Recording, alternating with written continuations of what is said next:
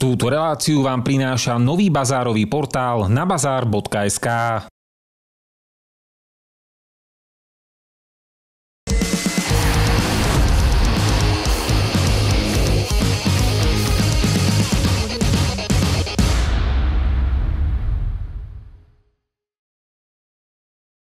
V Žiline už niekoľko desaťročí funguje mnoho športových klubov. V našej relácii sa budeme snažiť predstaviť väčšinu z nich, či už z pohľadu trénerov alebo samotných športovcov. Chceme ich tak podporiť a ukázať ľuďom športový život nášho mesta.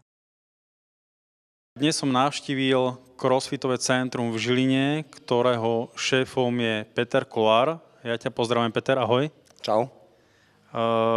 Ako každého sa pýtam, kedy si začal, prečo práve crossfit ťa zaujal, čo na tom vidíš, prečo si začal makať práve na tomto športe? Crossfit, venujem sa mu, ak sa nemýlim, asi 14-15 rokov.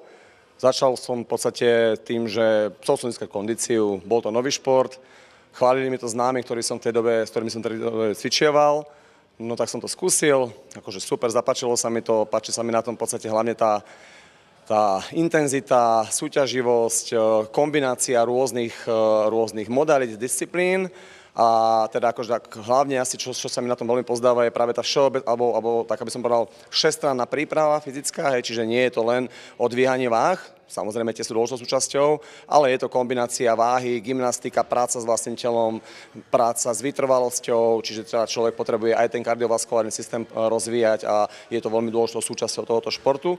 Takže a navyše, ja som sám pomerne súťaživý a crossfit je už taký svoj podstate hodne taký súťaživý šport, čiže človek síce nemusí chodiť na súťaže priamo, ale tým zadaním v tom crossfite je to, že urob nejaký počet opakovaní, snaž sa zlepšovať, snaž sa posúvať svoje limity, tak akože to ma oslovilo a pred tými 15 rokmi som tomu prišiel na chuť a teraz som v podstate takou nejakou postupnou cestou od cvičenca sa prepracoval k trénerovi, čiže začalo to tým cvičením, potom prišlo nejaké prvé vzdelávanie, ďalšie vzdelávania, vysoká škola a tak ďalej.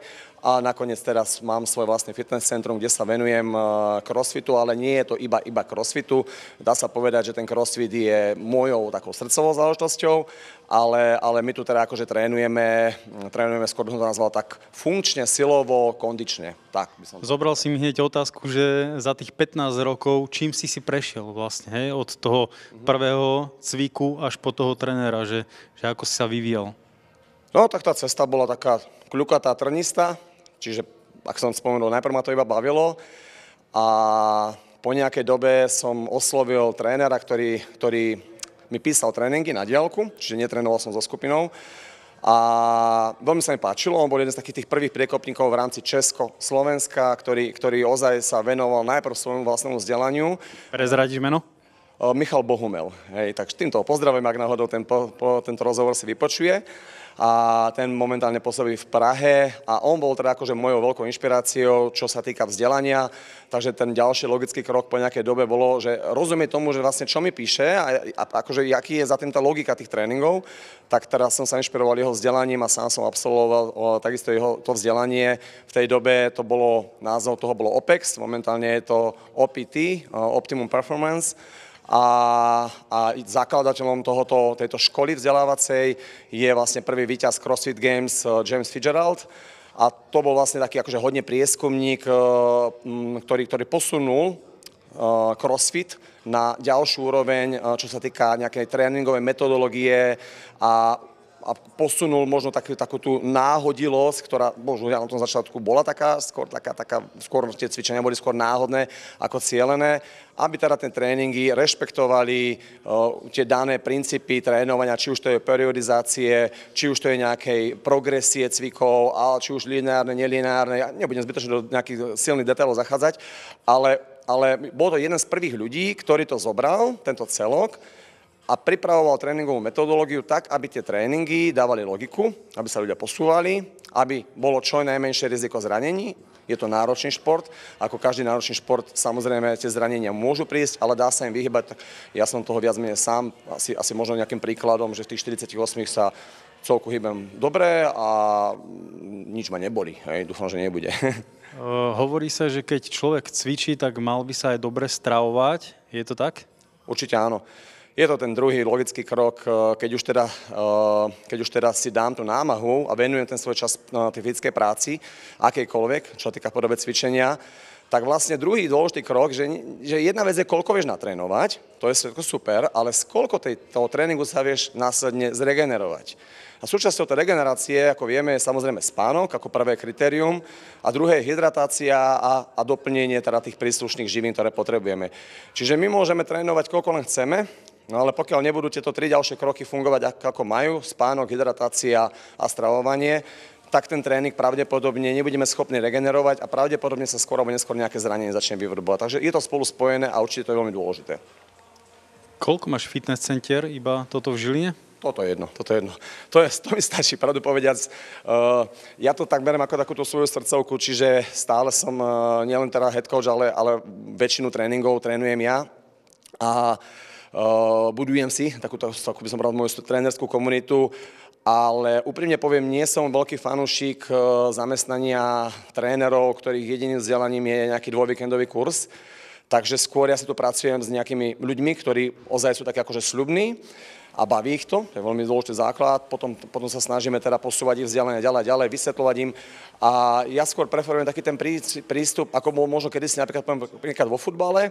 Ja neviem, že teda je hlavný tréner a asistent kouča, ktorý sa popri ňom v podstate posúva ďalej a ďalej a po nejakých rokoch to môže on prevzať tiež. Čiže toto je niečo, čo sa mne veľmi páči. Otvorene poviem, nemyslím si, že niekto, kto aj keby absolvoval rovno aj tú vysokú školu, keby je pripravený na prácu kouča okamžite. A nie, na prácu trénera v zmysle toho, že vysvetliť cvik, ukázať ho, to áno, ale coach je troška niečo iné. Hej. Coach musí byť schopný tomu tréningu rozumieť do detailu, vedieť si poradiť v každej situácii a aby sa vedel poradiť, tak musí mať proste tú prax a vzdelanie naozaj vysokej úrovni a to sú roky skúsenosti. Čiže aby fungovali také tie, že keď niekto niečo nevie, tak ja musím ako coach vedieť povedať, že kde je problém, a ako ho napraví a aby to teda pochopil aj človek, ktorý zrovna nemá vzdelanie v tomto fitness priemysle, pretože samozrejme väčšina ľudí, ktorí tu chodia cvičiť, tak pre nich je to v podstate forma zábavy, doplnku toho dňa a ja keby som im začal používať odbornú terminológiu, tak aj tak nevedia, čo po nich chcem. Takže vedie to tomu človeku podať tým správnym spôsobom, aby to pochopil, to je obrovské umenie kouča, obrovské a to si vyžaduje roky prax. Je toto vhodné aj pre úplného začiatočníka, lebo ja idem poprvýkrát cvičiť dneska? Je to vhodné a myslím, že si to užiješ. Pri začiatočníkoch by som chcel veľmi zdôrazňovať, že tak možno dneska to, čo uvidíme, nie je úplne najvhodnejšia forma pre začiatočníka, ale ja už si ťa ustrážim.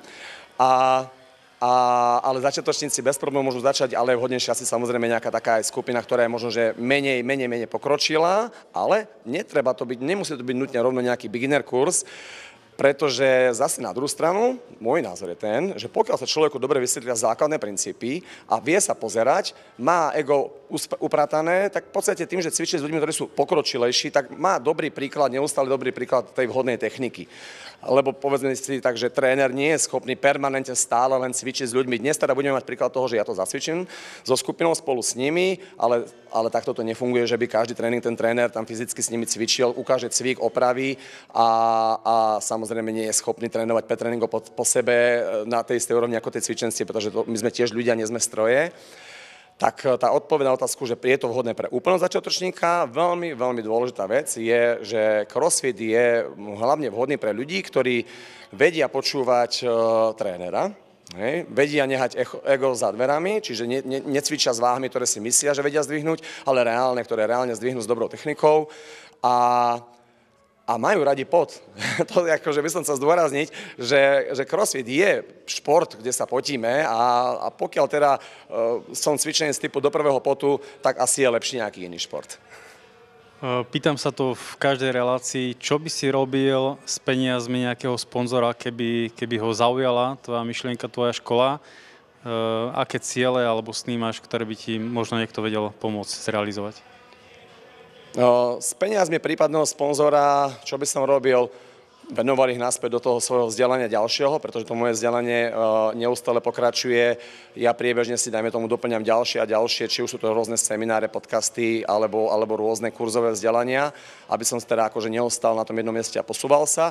No a teda ako otvorene poviem, že tým, že ja súťažím v tomto športe a súťažím viac menej cestovaním po svete, to zožere veľa peňazí, tak tam by som akože vedel použiť určite. Takže chcelo by to nejakú cestovnú kanceláriu.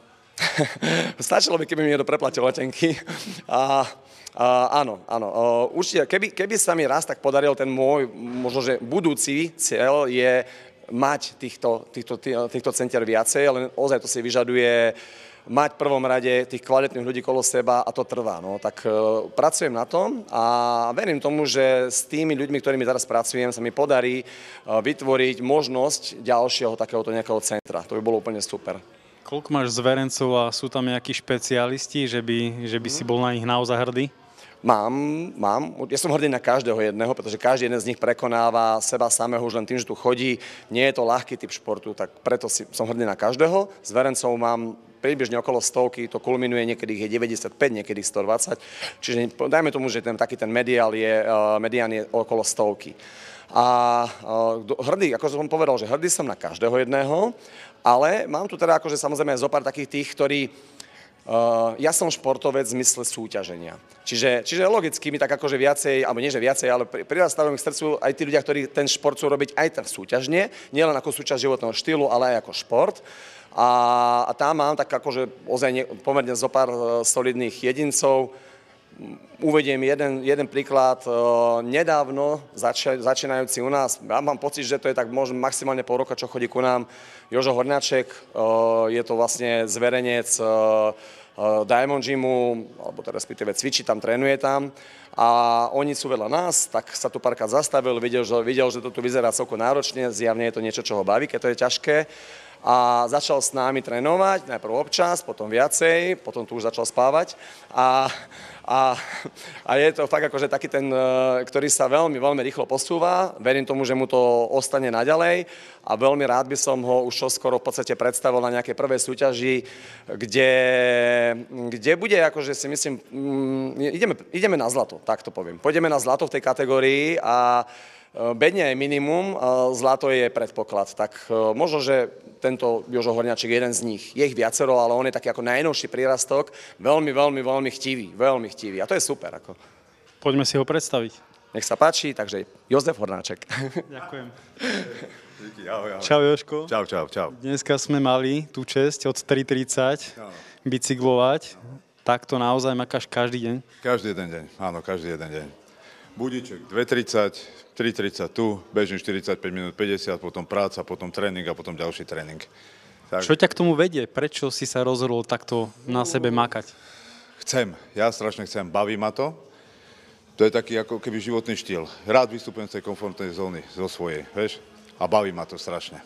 Lebo už tu bolo spomenuté, ty ešte boxuješ. Áno. No už okolo 30 rokov, ja od 17 vlastne boxujem stále.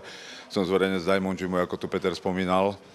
A to ma baví, len je to stále o tom istom. Ako on spomínal, že som sa tu zastavil zo párkrát, pozrel som, videl som, že tu je dynamika, sila, vytrvalo, všetko sa tu akože tak kumuluje dokopy, hej? A ten box je predsa len o tej dynamike iba, hej, ale to už je 30 rokov, to už je stále to isté, hej. Tak to chcelo nejakú zmenu. Áno, chcelo to nejakú zmenu, takže som zavítal sem a paráda, je tu akože skvelá partia ľudí, to je jedna vec, tam sa cítiš dobre a ako hej. A tu vystupuješ vždy z komfortnej zóny, vždy, hej. Takže... Pocítil som to na vlastnej koži ja som sa dopočul, že ty ešte popri práci aj študuješ vysokú školu. Áno, študujem na univerzite v Trenčíne, Alexandra Dubčeka, vlastne odbor fyzioterapia, teraz 4. rokom, takže idem na bakalársky akože titul. Ako to zvládaš? Daj nejaký recept divákom, že jak sa dá toto zvládať. Ráno cvičiť, potom práca, potom... Je to samozrejme to na úkor spánku, hej, lebo ja povedzme spím 4 hodiny, ale tým, že neviem, či to je nejaká genetika tam alebo niečo, ale tam bude musieť byť, lebo ja mám vlastne tú REM fázu, tú regeneračnú fázu spánku mám skoro 2 hodiny. Hodina a pol, ako kedy. Niektorí ľudia to majú ledva 30 minút, 20 minút, rozkuskované to má. Ja vyspím 4 hodiny a som fresh, hej. A učím sa vlastne, odtrenujem si svoje, učím sa po nociach, chodím do práce, v aute sa učím kade, ako to zliepam nejako dokopy. Zatiaľ sa darí, zatiaľ to ide, no. Máš už, ako dlho študuješ tú vysokú školu? Máš už nejaké skúsenosti, prax, alebo čo je tvojím cieľom? Ešte 4. rokom to študujem, teraz vlastne ideme na bakalára, lebo predtým boli externé štúdia 7 rokov, potom to zmenili na 5 rokov, takže nás to stihlo ešte na 4 roky. Tým pádom musím praxovať aj akože v nemocniciach, takže a prečo chcem pomáhať? Hlavne športovcom, hej. A dobrých fyzioterapeutov je veľmi, veľmi málo, hej. Jedného, čo môžem spomenúť, čo si myslím ja osobne, že špička na Slovensku je doktor Kulan, čo pôsobí v Trnave, vlastne v Proklinik Trnava. A on dáva dokopy, je to výborný diagnostik, a on dáva dokopy vlastne aj profi športovcov, ako Attila Vek, Buchinger, rôzni tenisti, rôzni takí ako futbalisti, hej. Takže ku nemu fakt chodia ľudia zo Slovenska, zo zahraničia. Posledná veta pre divákov, ako ich inšpirovať, aby išli možno v tvojich šlapách.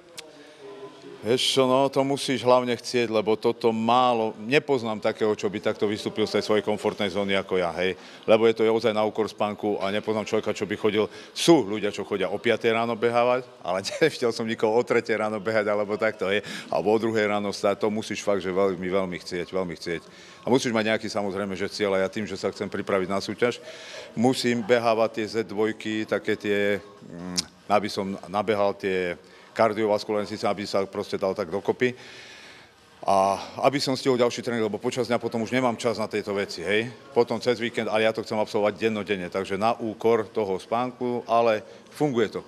Pomákam takto, ja neviem, 3 roky a som fresh. Tak prajem ti všetko dobré, hlavne na tej súťaži. Dobre, ďakujem, ďakujem. A milí diváci, poďte, vystúpte z komfortnej zóny a makajte na sebe. Poďte za svojím cieľom.